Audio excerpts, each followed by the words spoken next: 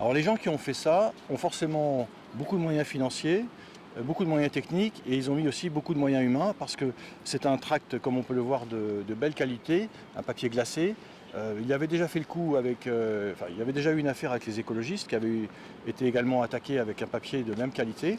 Moi j'ai déposé plainte naturellement parce que c'est extrêmement grave dans une campagne municipale de s'en prendre à un candidat.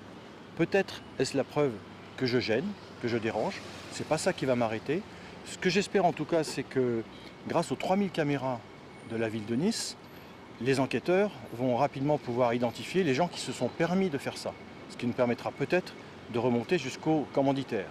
En tout cas, moi je fais totalement confiance à la police nationale et j'espère que, comme le disait ce matin M. Estrosi à la radio, les caméras de Nice qui sont très très performantes vont pouvoir permettre, puisqu'elles sont même capables de prendre des émotions sur des visages, elles vont être capables d'identifier les gens qui se sont permis de faire ça. Ça, c'est une atteinte très grave à la démocratie.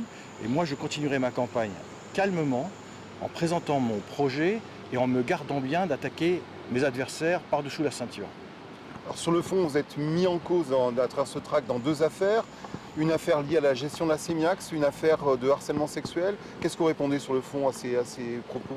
Alors dans les deux affaires, la première, je ne suis pas concerné, je n'ai jamais été entendu dans cette affaire. Et la seconde, je viens de bénéficier d'un non-lieu de la part de la Chambre de l'instruction de la Cour d'appel d'Aix-en-Provence, un non-lieu général qui me blanchit totalement après 5 ans de mise en examen, ce qui est totalement anormal. Ça a été d'ailleurs dit par le procureur général à l'audience. La justice a mis beaucoup de temps à prononcer ce non-lieu, mais heureusement, dès que mon dossier est arrivé à Aix-en-Provence, eh bien, j'ai eu satisfaction, totalement satisfaction, sur la décision de la Cour d'appel.